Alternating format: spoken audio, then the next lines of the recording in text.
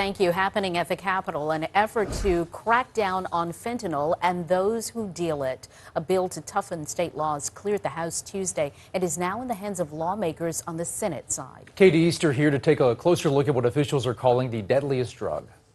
It's being called the deadliest drug, not just nationally, but here in East Baton Rouge Parish. According to the district attorney's office, fentanyl is the cause of death in 96% of overdoses so far this year.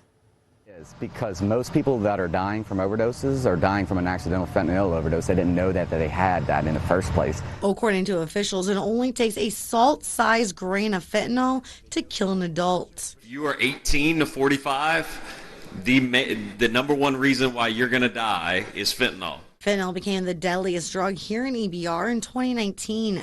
It was the cause of death in 51% of overdoses.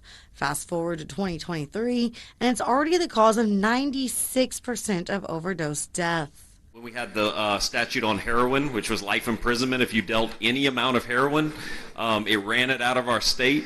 The hope would be we run fentanyl out of our state and stop it from killing our citizens. That's why State Representative John Stefanski hopes his bill will become law. House Bill 90 will increase the penalties if you're caught with a gram of fentanyl to a life sentence with no parole. It is to scare everybody who is making money off of the illicit sale of drugs. That's what you want to do. You want to scare them and go, I don't want to touch anything anymore because it's potentially I may go to jail for the rest of my life. While it received some pushback from other lawmakers, but people that think they're distributing hydrocodone and they're really unintentionally distributing fentanyl, I think you might have a problem with it. Passed and is now in the hands of senators.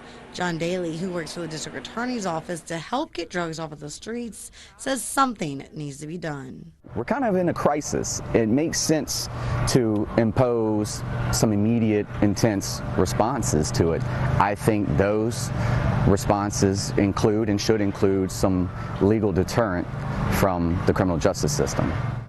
That isn't the only bill aiming to sweep up the deadly drug. Another bill being discussed would end the possibility of parole for those caught with less than an ounce. Sylvia?